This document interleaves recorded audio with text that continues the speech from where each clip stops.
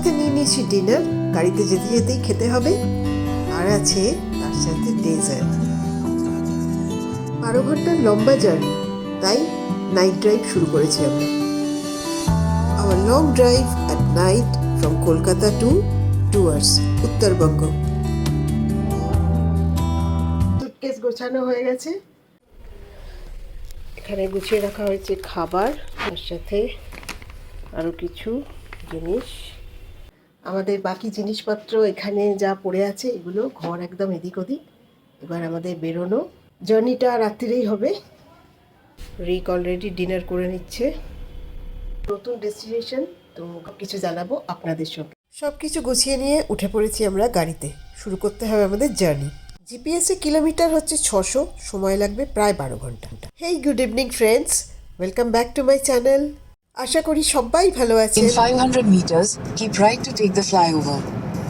আমি নন্দিনী এসে গেছি আবার একটা নতুন ভিডিও নিয়ে, একটা নতুন ডেস্টিনেশনে। এই প্রথম আমরা একটা নাইট জার্নি করছি।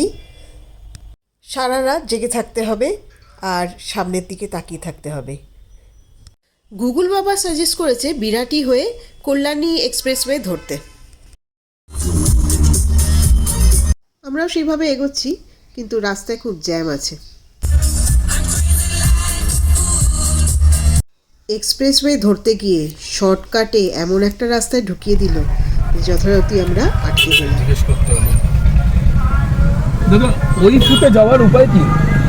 সামনে রাস্তা পুরো ব্যারিকেড দিয়ে আটকানো। এবার ঘুরতে থাকো গলি গলি। In 200 meters, turn left towards Service Road. এটা কোথায়? এটা তো যশোর রোড মনে হচ্ছে। Turn left towards Service Road, then turn left onto Service Road. Dr. B.C. Roy Sarani Road. আমাদের প্রচুর ঘুরতে হচ্ছে অলিগলির মধ্যে দিয়ে। দেখা যাক কখন হাইওয়ে পাওয়া যায়। আমরা প্রায় 8 ঘন্টা মতো এদিক ওদিক ঘুরে অবশেষে দেখা পেলাম হাইওয়ের। মনে হচ্ছে এবার হাইওয়েতে উঠব। Turn right onto Kalyani Expressway. এক্সপ্রেসওয়েতে উঠেই টেনশন তো কমলো, কিন্তু এবার বুঝতে পারছি খুব খিদে পেয়েছে। 8:30 থেকে জার্নি শুরু করেছি, আর এখন বাজছে 10:30। তো কাজে খিদে তো পাওয়ারই কথা। এবার তোর ওখানে একটা খাবারের ব্যাগ আছে, ওটা দিয়ে মাকে। আসার আগে আমি বাড়ি থেকে রুটি দিয়ে কিছু স্টাফিং করে এনেছিলাম। চিকেন, কর্ন, ভেজিটেবলস, মেয়োনিজ দিয়ে এরকম স্টাফিং করে এনেছি। তাতে খাবারটা ধরে খেতে কিন্তু অনেক সুবিধা হয়। অনেকটা সময় নষ্ট হয়েছে রাস্তায়, তাই যাতে হাতে ধরে খেতে খেতেই গাড়ি চালানো যায় সেই জন্য এইভাবে আমি করে এনেছি। আর যেহেতু সারা রাত্রি জাগতেই হবে, সেই জন্য বাড়ির খাবারই ভালো। লিকার ফিকার একটু করে নিয়েছে। সব হয়ে গেছে। রাত্রিবেলা গাড়ি চালাবে খুব সাবধান হয়ে, বলে দিলাম বারবার। প্রথমবার গাড়ি চালাচ্ছি, চাপ নেই। ঠিক আছে, সাবধান হয়ে যেও, কাল পৌঁছে ফোন করো। হ্যাঁ হ্যাঁ, চাপ নেই তো বুঝলাম, কিন্তু বাবা মাদের মন তারা কি আর বুঝবে? তারা তো খুব চাপেই আছে, যেহেতু আমরা নাইট ড্রাইভে বেরিয়েছি।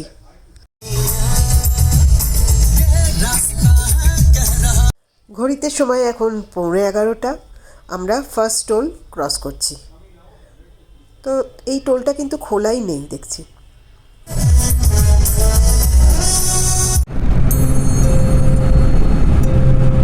এখনও 550 কিলোমিটার আমাদের কভার করতে হবে। আর আমি গাড়ি না চালালেও সারা রাত চোখ খুলে বসে থাকতে হবে, কারণ কেয়ারফুলি গাড়ি না চালালে বুঝতেই পারছেন খুবই সজাগ থাকতে হবে আর কি। রাতের খাবারে একটু ডেজার্ট না থাকলে ঠিক ভালো লাগে না, তাই সাথে একটু নলেন গুড়ের মিষ্টিও এনেছি সঙ্গে। খাবার যা এনেছি গাড়িতেই আমাদের ডিনার সারতে হলো, যাতে একটুও সময় না নষ্ট হয়। আর এই সব কিছু বানিয়ে নিয়ে আসলাম, দেখলেন তো আপনারা। এভাবেই আমরা এনজয় করতে করতে যাচ্ছি, খুব ভালো লাগছে। কিন্তু আমাদের এরকম নাইট ড্রাইভ এই প্রথম হলো। এই জন্যই হলো যে রাস্তা ফাঁকা পাওয়া যায়, আর 12 ঘন্টার জার্নিটা খুব তাড়াতাড়ি কেটে যাবে। কাল সকাল সকাল আমরা পৌঁছে যেতে পারবো। সামনে দেখো, এসি স্লিপার উইথ টয়লেট, কত ফ্যাসিলিটিস আজকাল হয়ে গেছে না?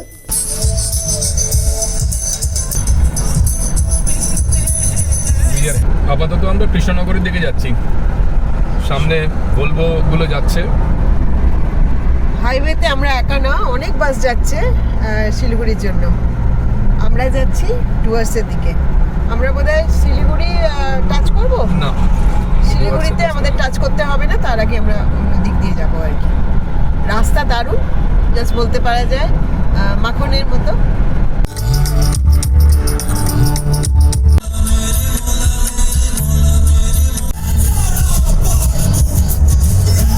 এসে গেছি আমরা এখন ফিউল স্টেশনে। এখন বাজছে একটা বাজছে, আর এখন আমাদের আর 7 ঘন্টা 56 মিনিট দেখাচ্ছে যে ডেস্টিনেশনে পৌঁছতে। 400 কিলোমিটার বাকি। আরো থাকবে নাকি?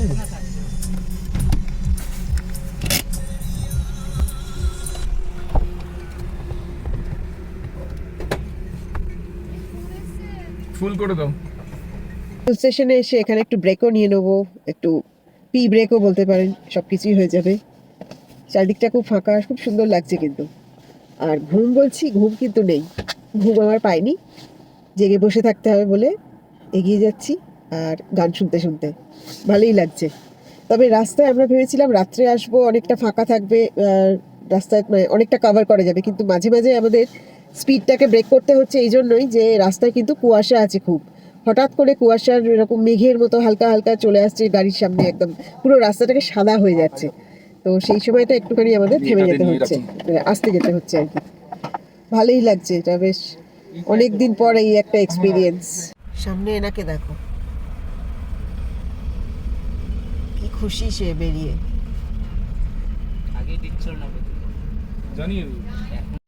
যেতে যেতে এই হচ্ছে সেই কুয়াশা, মাঝে মাঝে পুরো অন্ধকার হয়ে যাচ্ছে।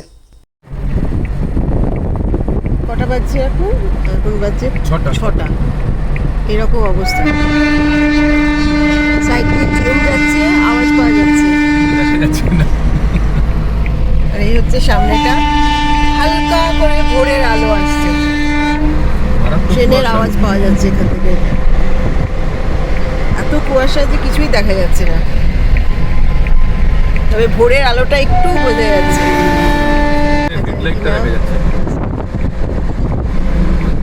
আমাদের পাশ দিয়েই ট্রেন যাচ্ছে। দেখতে দেখতে সকালের আলো ফুটে গেছে, কিন্তু এতটাই কুয়াশা যে সামনে কিছুই দেখা যাচ্ছে না। মেঘের মতো চারিদিকে ভেসে ভেসে যাচ্ছি যেন আমরা মনে হচ্ছিল। Good morning everyone. আজকে 23শে জানুয়ারি সকাল আমরা ডুয়ার্সের দিকে রওনা দিচ্ছি। ওদলাবাড়ি হয়ে মানাবাড়ির দিকে আমরা যাব। সকালের দৃশ্যটা কিছুটা এরকম, চারিদিকে কুয়াশা। কাল সারা রাত আমরা জার্নি করেছি, আর রাস্তায় খুব একটা দাঁড়ানো হয়নি, জাস্ট কিছু ব্রেক ছাড়া। তাও জেগেই আছি, কারোর আর ঘুম হয়নি।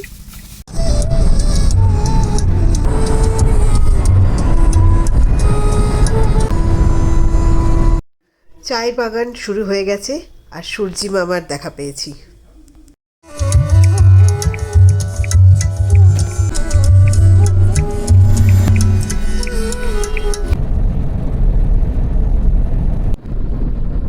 এখন গাজলডোবা রোডের উপর দিয়ে আমাদের ডেস্টিনেশন, আর 1 ঘন্টা 7 মিনিট মতো দেখাচ্ছে। চলতে চলতে চলে এসেছে জঙ্গল, মানে জঙ্গলের রাস্তা, ডুয়ার্সের সেই জঙ্গল। খুব সুন্দর লাগছে, তবে শীতকাল বলে সবুজটা একটু কম, কিন্তু সবুজ আর ধূসর মিলিয়ে দারুণ কিন্তু লাগছে। এই এলাকাটা আবার এলিফ্যান্ট ক্রসিং জোন, মাঝে মাঝেই দেখছি লেখা আছে। মাঝে খুব ঘুম পাচ্ছিল, কিন্তু এরকম রাস্তা দেখে আবার ঘুমটা উড়ে গেছে। ওদলাবাড়ি টি এস্টেট, এখান দিয়ে টার্ন নিয়ে আমরা যাব মানাবাড়ির দিকে।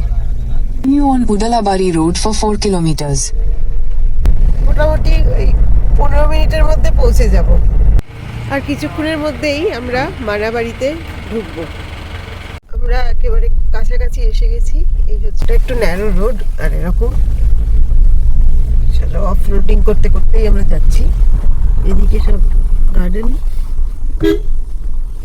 এসে গেছি আমাদের ডেস্টিনেশনে মানাবাড়ি। আজ আমরা এখানেই থাকবো, বনময়ূরী হোমস্টে। নদী নদীর ধারে হোমস্টে। অ্যাট লাস্ট পৌঁছে গেছি আমাদের ডেস্টিনেশনে। কাল রাত্রি থেকে জার্নি শুরু হয়েছিল, আজ সকালে এখন বাজছে প্রায় 8টা। তো আমরা এই গাড়ি করে এসেছিলাম। ঘরে গিয়ে এবারে ফ্রেশ হব, তারপরে দেখা হবে আপনাদের সঙ্গে। আমরা রুমে চেক ইন করে তারপরে একেবারে চলে এসেছি ব্রেকফাস্টে। তারা শুয়ে নিলাম, আর প্রচণ্ড ঘুম পাচ্ছিল। তারপরে এসে গেছি ব্রেকফাস্টে। এই হচ্ছে আমাদের ব্রেকফাস্ট, পুরি সবজি। এখানে আমাদের রুম এই ওপরে, আর এইটা হচ্ছে ব্রেকফাস্টের জায়গা। একটা নদী আছে, নদীটা পরে দেখাচ্ছি। Good afternoon everyone. আমরা ব্রেকফাস্ট করে তারপরে ঘরে এসে আরেকটু রেস্ট নিয়ে, কারণ প্রচণ্ড আমরা টায়ার্ড ছিলাম, তো আরেকটু রেস্ট নিয়ে তারপর স্নান টান করে এতক্ষণে একটু এই বারান্দায় বসে আছি। আর খুব সুন্দর এখানে রোদও আসে বারান্দায়। আমার পেছনে এখানেই হচ্ছে নদী, কে আছে টি এস্টেট এইদিকে। এই বারান্দাটাতে বসে থাকলেই কিন্তু দারুণ লাগছে। নদীটা একবার আমাদের এই ব্যালকনি আর রুমের জানলা থেকে দেখিয়ে দিই। এখানে নদী আর এখানে হচ্ছে পাহাড়। এগুলো হচ্ছে কালিম্পংয়ের পাহাড়। একদিকে কালিম্পং আছে আর একদিকে পেছনের দিকে ভুটান আছে। খুব বেশি দূরে না এখান থেকে। এই হচ্ছে পুরো গার্ডেনটা, আর এইখানে সর্ষের ক্ষেত আছে, আর এই দিকে আছে টি গার্ডেন। এই যে এটাই হচ্ছে মানাবাড়ি টি গার্ডেন। আমাদের ব্যালকনি থেকে রিভার ভিউ। এই নদীকে দেখেই এখন মনে হচ্ছে আমাদের ছোট নদী চলে আঁকে বাঁকে। বৈশাখ মাস না হলেও শীতকাল বলে জলটা বেশ অনেকটাই কম।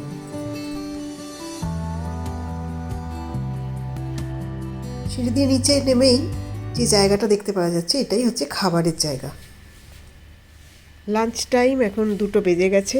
আমরা একটু দেরি করেই খাচ্ছি, কারণ পেট পুরো ভর্তি ছিল ব্রেকফাস্ট করে। চলো এখানে এই কাপলের সঙ্গে আলাপ করিয়ে দিই। এই হচ্ছে এশিয়ান সিল্কি। আমাদের খাবার তো বেশ ভালোই। মাছ আছে, আলু ভাজা, ডাল, এখানে একটা কপির তরকারি, তারপরে এখানে আছে দেখো পাঁপড়, সালাদ। লাঞ্চের পর এবার আমরা একটু চলে এসেছি নদীর ধারে। এদিকে তো রোদ তাকানোই যাচ্ছে না, নদীর পাড়ে একটু যাব। নদীতে দেখা যাক ওই দিকটাতে কি করে যাওয়া যায়, সেটা একটু দেখবো। তো চলো দেখি কোন দিক দিয়ে নদীর ধারে যাওয়া যায়। একটা রাস্তা আছে, এইভাবে যেতে হবে। জল কিন্তু খুব কম, তো ওই দিকটাতে যাওয়া যেতেই পারে। কি বলিস রিক, যেতে পারবি? নামতে হবে কিন্তু।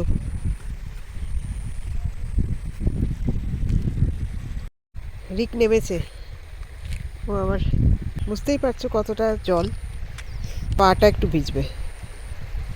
শীতকাল বলে জলটা কম, এটাই যদি আবার বর্ষাকালে হতো তাহলে কিন্তু অনেকটা জল থাকতো।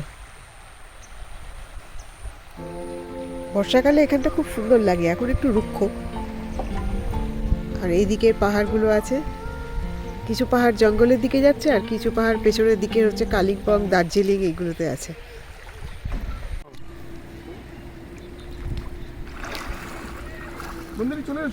আস্তে আস্তে যাও, না আমার পা ফা মুচকে গেলে মুশকিল। না এমন কিছু না, বেশ আরাম লাগছে। ভালো, সিরিয়াসলি অনেক কসরত করে আসলাম, ছিলাম পড়ে যাবো। ভালোই লাগছে, কিন্তু নেমে ভালোই লাগছে, নাহলে একটু ভয় পাচ্ছিলাম। আর আরেকটা আছে এখানে, এটা আর একটু পরিষ্কার, আর এটাতে পাথরটা একটু কম। আমার পাথরে হলে একটু অসুবিধা হয়, তো দেখি পারি কিনা।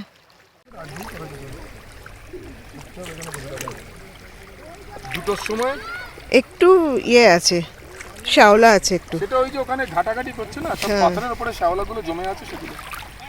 হ্যাঁ ওইখানে কেমন লাগছে বলো। এদিক থেকে একটু জলটা দেখাই। আওয়াজটা দেখো খালি, এই যে কুলকুল করে আওয়াজটা এত ভালো লাগছে। অনেকক্ষণ সময় কাটানো যায় এই নদীর ধারে। সারাদিন এই হোটেলে বসে এই আওয়াজটা শুনতে পাই।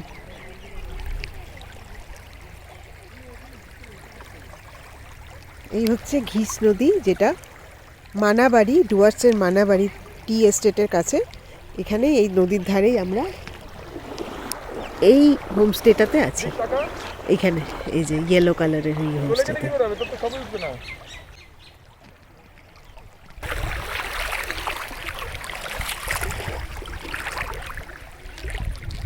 প্রকৃতির ওই মিউজিক থাকলে ব্যাকগ্রাউন্ডে আর অন্য কোনো মিউজিক কিন্তু ভালো লাগে না, তাই না?